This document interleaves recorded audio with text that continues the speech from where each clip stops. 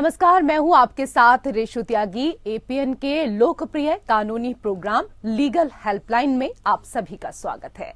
इसमें हमारे कानूनी विशेषज्ञ रोजमर्रा की जिंदगी की समस्याओं से जुड़े कानूनी मसलों पर आपकी शंकाओं का समाधान करते हैं। आप भी इस प्रोग्राम से जुड़ सकते हैं और फोन करके कानूनी राय ले सकते हैं। आज हम नेशनल सिक्योरिटी एक्ट या राष्ट्रीय सुरक्षा कानून के बारे में कानूनी जानकारी देंगे। नेशनल सिक्योरिटी एक्ट या राष्ट्रीय सुरक्षा कानून एक ऐसा कानून है जिसके तहत किसी खास खतरे के चलते व्यक्ति को हिरासत में लिया जा सकता है। अगर प्रशासन को लगता है कि किसी शख्स की वजह से देश की सुरक्षा और सद्भाव को खतरा हो सकता है, तो ऐसा होने से पहले ही उस शख्स को रासुका के तहत हिरासत में लिया जाता है। इस कानून को 1980 में देश की सुरक्षा के लिए सरकार को ज्यादा अधिकार देने के मकसद से बनाया गया था। इस कानून का इस्तेमाल पुलिस कमिश्नर, डीएम या राज्य सरकार कर सकती है। अगर सरकार को लगे कि कोई व्यक्ति बिना किसी मतलब के देश में रह रहा है और उसे गिरफ्तार किए जाने की जरूरत है, तो उसे भी गिरफ्तार कर सकती है। कुल मिलाकर ये कानून किसी भी संदिग्ध व्यक्ति को हिरासत में या गिरफ्तार करने का अधिकार देता है। 1881 में ब्रिटिशर्स ने बंगाल रेगुलेशन थर्ड नाम का कानून बनाया था। इसमें घटना होने से पहले ही गिरफ्तारी की व्यवस्था थी। फिर 1919 में रोलेट एक्ट लाया गया। इसमें ट्रायल की व्यवस्था तक नहीं थी, यानी जिसे हिरासत में लिया गया वो अदालत भी नहीं जा सकता था। इसी कानून के विरोध के चलते ही जलियांवाला बाग कांड हुआ था। कुछ ऐसा ही सख्त कानून है एनएसए। तो ये थी कुछ बुनियादी जानकारी राष्ट्रीय सुरक्षा कानून या रासुका से जुड़ी जानकारी। विस्तार में हमारे आज के कानूनी विशेषज्ञ अधिवक्ता नवीन पांडे आपको देंगे। सर, बहुत बहुत स्वागत है आपका हमारे खास कार्यक्रम में। तो नवीन जी, आपको राष्ट्रीय सुरक्षा कानून या एनएसए से जुड़े तमाम कानूनी पहलुओं पर आज जानकारी देने वाले हैं। अगर आपका कोई भी सवाल है तो आप फोन करके राय ले सकते हैं। हमारे फोन नंबर्स हैं 012061279337। दूसरा नंबर आप नोट कर लीजिए 012061279338।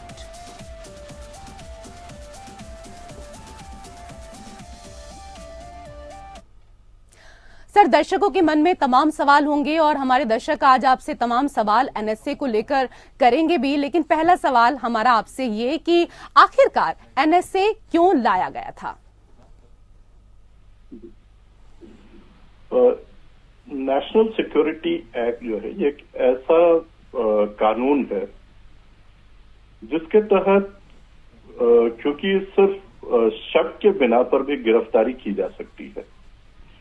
देखिए, कई ऐसी परिस्थितियां होती हैं जहां पर हमें संभालना बहुत मुश्किल होता है ना।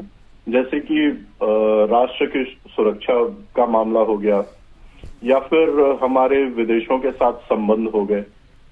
ऐसे में यदि कोई व्यक्ति किसी तरह का प्रतिकूल व्यवहार कर रहा है या किसी तरह की अफवाहें फैला रहा है या सामंजस्य को बिगाड़ने वाले काम कर रहे हैं, तो इन परिस्थितियों को संभालने के लिए एक बहुत ही सख्त कानून की आवश्यकता थी और यही वजह था कि नेशनल सिक्योरिटी एक्ट 1980 में लाया गया। इस एक्ट में ऐसे प्रावधान है कि कोई भी व्यक्ति या उसकी वजह से अगर कोई खास खतरा सामने आता है तो उस व्यक्ति को हिरासत में लिया जा सकता है। यदि सरकार को लगता है कि कोई व्यक्ति देश के लिए खतरा है या विदेशों के साथ भारत के संबंधों के लिए या सार्वजनिक व्यवस्था के रखरखाव के लिए या फिर समुदाय के लिए जो आवश्यक आपूर्तियां और सेवाएं हैं उनके रखरखाव के लिए समस्या उत्पन्न कर रहा है, तो उस व्यक्ति को गिरफ्तार किया जा सकता है।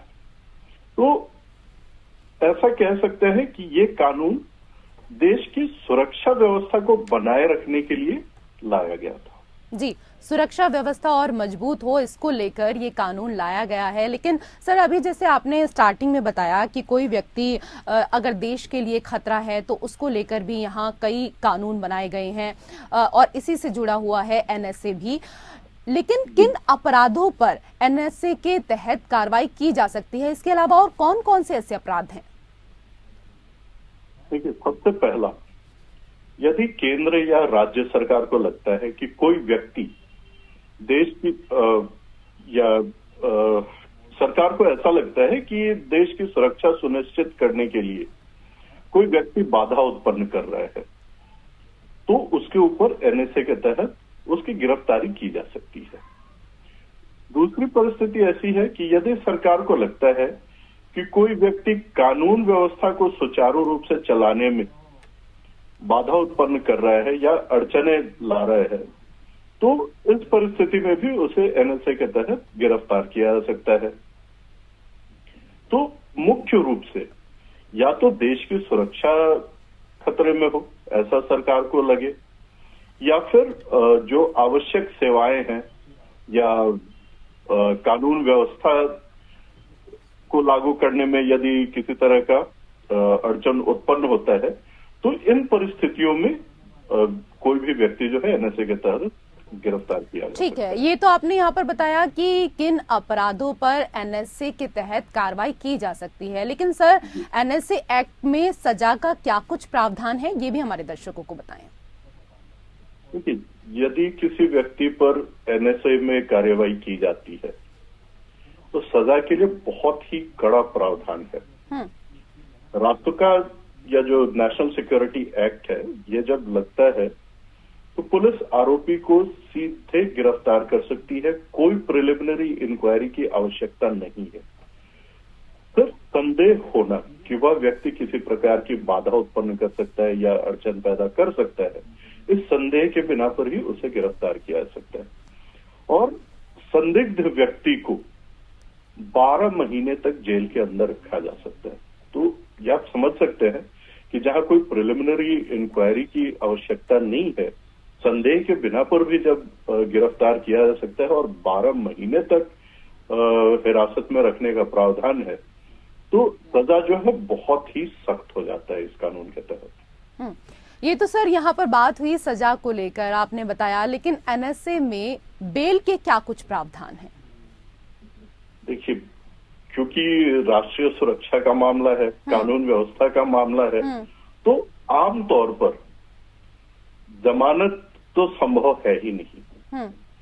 क्योंकि मान लेते हैं कि चाहे सबूत नहीं हो सामने और उस व्यक्ति को गिरफ्तार नहीं किया जाता है या उसको बेल पर छोड़ भी देते हैं, तो आगे चल करके जो भी उसका मकसद था उस चीज को वो पूर्ण करेगा जी, है ना। तो इस वजह से नेशनल सिक्योरिटी एक्ट में बेल का प्रावधान तो है ही नहीं। जब तक कोर्ट उस आरोपी को बरी न कर दे तब तक उसकी रिहाई संभव नहीं है। सर, एक और अहम सवाल, क्या एनएसए एक निवारक निरोध कानून है? जी, इसके बारे में भी थोड़ा डिटेल से बताएं और क्यों। बिल्कुल, देखिए, जैसा हम शुरू से बात करते आ रहे हैं कि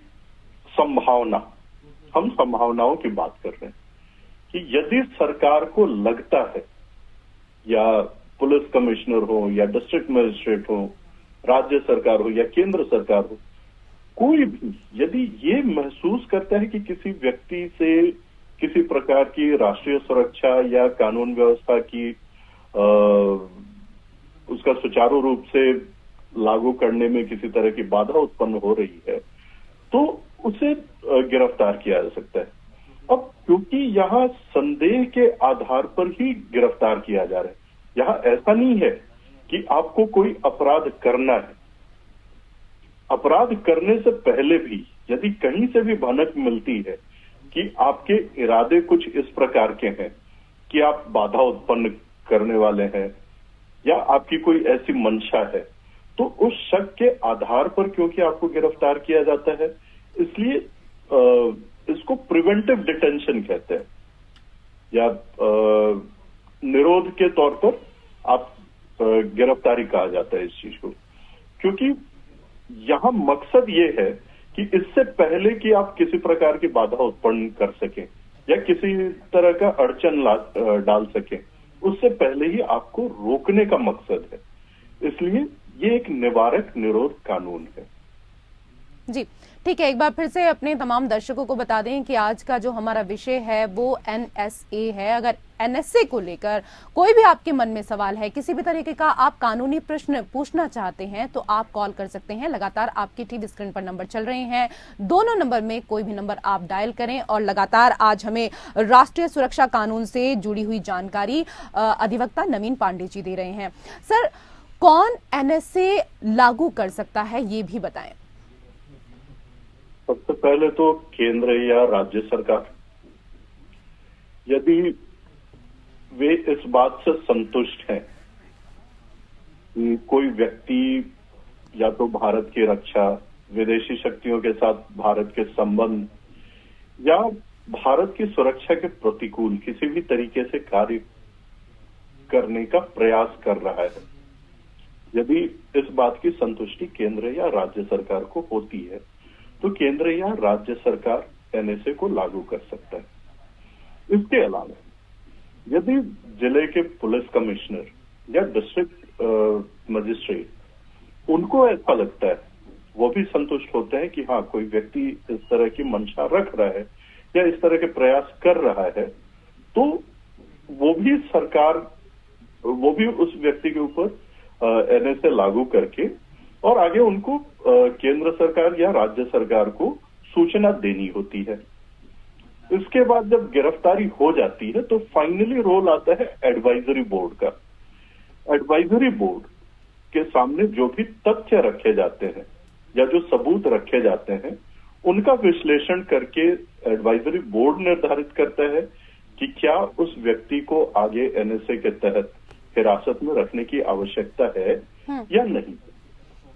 तो मुख्य रूप से केंद्र या राज्य सरकार, डीएम, पुलिस कमिश्नर और एडवाइजरी बोर्ड, ये तीनों का ही रोल होता है एनएसए लागू करने में। सर, एनएसए के खिलाफ अपील कैसे की जाती है, किस कोर्ट में अपील की जा सकती है? क्योंकि देश की सुरक्षा का मामला है तो अपील के लिए भी प्रावधान जो है वो काफी सख्त है। एनएसए के तहत यदि किसी को हिरासत में लिया जाता है तो वह व्यक्ति सिर्फ और सिर्फ हाईकोर्ट के एडवाइजरी बोर्ड के सामने ही अपील कर सकता है। अब यहाँ एक और बात बहुत ही महत्वपूर्ण है जी, कि इस मुकदमे के दौरान उस जो भी आरोपी है उसको किसी वकील के द्वारा रिप्रेजेंट किए जाने की अनुमति नहीं होती है। मुकदमे के दौरान जो भी न्यायाधीश होते हैं जिनके समक्ष ये मामला रखा गया है विचार के लिए, वही इसकी जांच करेंगे। सरकारी वकील मामले की तफसील जो है वो कोर्ट को देंगे और उसी के आधार पर न्यायाधीश महोदय की इसके मेरिट की जांच करेंगे और फैसला सुनाएंगे। तो हाई कोर्ट का एडवाइजरी बोर्ड ही एक ऐसी संस्था है जिसके सामने अपील किया जा सकता है। इसके अलावा और कोई संस्था या और कोई जगह मौजूद नहीं है जहां अपील की जा सके। ठीक है, एक बार फिर से हम अपने तमाम दर्शकों को जानकारी दे दें कि आज हम राष्ट्रीय सुरक्षा कानून को लेकर चर्चा कर रहे हैं और इससे जुड़ा हुआ कोई भी सवाल आपके मन में है तो लगातार आपके टीवी स्क्रीन पर जो नंबर चल रहे हैं उन नंबर पर आप कॉल कर सकते हैं और आपके मन में जो प्रश्न है उनका उत्तर जान सकते हैं अधिवक्ता नवीन पांडे जी से। सर, एनएसए में गिरफ्तार होने पर किन रिट का इस्तेमाल किया जा सकता है? जी, जब कोई व्यक्ति गिरफ्तार किया जाता है तो उसके स्वतंत्रता के अधिकार का जो स्वतंत्रता का अधिकार है आर्टिकल 19 और आर्टिकल 21 के तहत right to life and personal liberty, वो उससे छिन जाता है। तो ऐसी परिस्थिति में मान लेते हैं कि गिरफ्तारी जो है एकदम से बेबुनियाद है या झूठे तरीके से उस व्यक्ति को फंसाया गया है और उसको गिरफ्तार करके रखा गया है, तो क्योंकि आर्टिकल 19 और आर्टिकल 21 के वायलेशन का मामला बनता है, तो ऐसी परिस्थिति में इसमें हम हेबियस कॉर्पस का रिट जो है वो फाइल कर सकते हैं, और हेबियस कॉर्पस के रिट के तहत ही इसमें रिलीफ मिलने की संभावनाएं बनती हैं। जी सर, ये भी बताइए कि एनएसए में गिरफ्तार होने पर संवैधानिक अधिकारों का क्या होता है?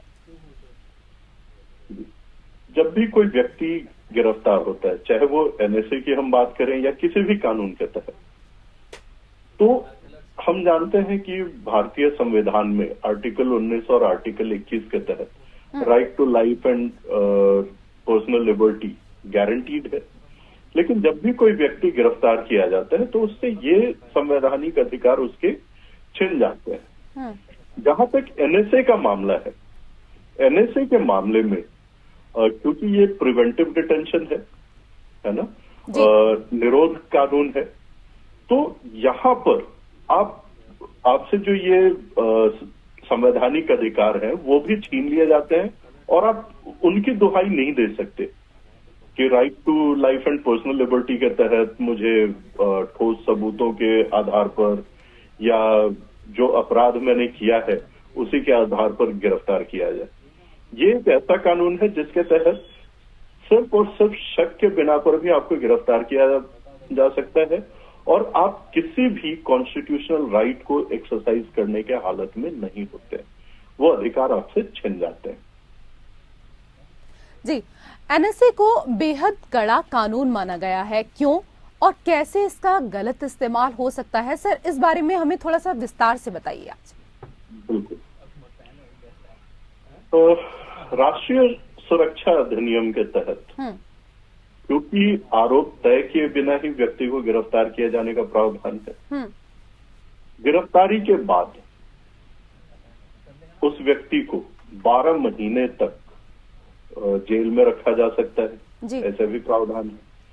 किसी सबूत या किसी ठोस कारण की आवश्यकता नहीं होती है, क्योंकि ये प्रिवेंटिव लॉ है। जब इंदिरा गांधी जी देश के प्रधानमंत्री थी तब यह कानून लाया गया था सन 1980 में। उस समय जो भी हमारी विपक्षी पार्टियां थी उन्होंने इसका बहुत जोर शोर से विरोध भी किया था जी। लेकिन जैसे जैसे समय गुजरता गया, आप अगर आंकड़ों को देखें तो 2017 में मध्य प्रदेश सरकार ने नेशनल सिक्योरिटी एक्ट के तहत तकरीबन 300 जीडी एंट्री दर्ज कर 300 लोगों को हिरासत में लिया था। इन 300 लोगों में से हाईकोर्ट एडवाइजरी बोर्ड के रिकमेंडेशन पे 133 लोगों को रिहा कर दिया गया। इसी प्रकार 2018 में मध्य प्रदेश सरकार ने ही एनएसए लागू करते हुए 495 लोगों को हिरासत में लिया था जी। इन 495 लोगों में भी 313 लोग हाईकोर्ट एडवाइजरी बोर्ड के रिकमेंडेशन पर रिहा कर दिए गए। आगे चलते हैं, यूपी सरकार की बात करते हैं जी। तो उत्तर प्रदेश सरकार में भी सन 2017 में 171 गिरफ्तारियां हुई, जिसमें से 93 लोगों को रिहा किया गया हाईकोर्ट एडवाइजरी बोर्ड के इंटरवेंशन के बाद। 2018 में 57 लोग रिहा किए गए। यहां तक कि तमिलनाडु सरकार के आंकड़े भी यदि हम देखें तो सन 2018 में 15 लोगों पर नेशनल सिक्योरिटी एक्ट लगाया गया जी। और 15 में से 14 लोग रिहा कर दिए गए। तो ये आंकड़े बताते हैं कि कई बार ऐसा भी होता है कि बिना किसी कारण के लोगों से, हो सकता है पॉलिटिकल बैर या वैमनस्य की भावना से भी, लोगों को इस कानून के तहत गिरफ्तार किया जा रहा। तो इस तरह के दुरुपयोग भी यहाँ पर होते आ रहे हैं। और क्योंकि बेल के भी प्रावधान नहीं होते हैं, यदि आप अंदर डाले गए जेल में तो 12 महीने तक आपको हिरासत में रहना पड़ेगा। तो इस वजह से हम ये कह सकते हैं कि बहुत ही सख्त कानून है, ड्रैकोनियन लॉ है, और इसके दुरुपयोग की संभावनाएं, जैसे कुछ उदाहरण मैंने आपको दिए, भविष्य में भी हो सकते हैं, जो कि समाज के लिए उचित नहीं होगा। बिल्कुल सही आपने कहा कि बहुत ही सख्त कानून है। सर ये भी बताइए कि सुप्रीम कोर्ट ने एनएसए के इस्तेमाल पर क्या कहा है? सुप्रीम कोर्ट ने ये कहा है कि यदि एनएसए के तहत किसी व्यक्ति की गिरफ्तारी होती है, उसे हिरासत में लिया जाता है जी, तो जो भी अथॉरिटी व्यक्ति को हिरासत में ले रही है उसको बिना किसी विलंब के या बिना किसी अनुचित देरी किए उस व्यक्ति को हिरासत में लिए जाने का रिपोर्ट राज्य सरकार को जल्द से जल्द देना होगा, ताकि राज्य सरकार आगे उसको एडवाइजरी बोर्ड को फॉरवर्ड कर सके और एडवाइजरी बोर्ड उस पर डिसीजन ले सके कि एनएसए लागू रखना है उस व्यक्ति के ऊपर या जो तथ्य या जो सबूत सामने रखे गए हैं वो काफी नहीं है उस व्यक्ति के ऊपर एनएसए लागू किए जाने के लिए। सर बहुत बहुत शुक्रिया, इस विषय पर आपने इतनी अच्छी जानकारी दी। सवाल बहुत सारे हैं अभी भी मन में, लेकिन समय का हमारे पास अभाव है। जितनी भी आपने जानकारी दी इसके लिए आपका बहुत शुक्रिया। और इसी के साथ खास कार्यक्रम लीगल हेल्पलाइन में फिलहाल इतना ही। नमस्कार।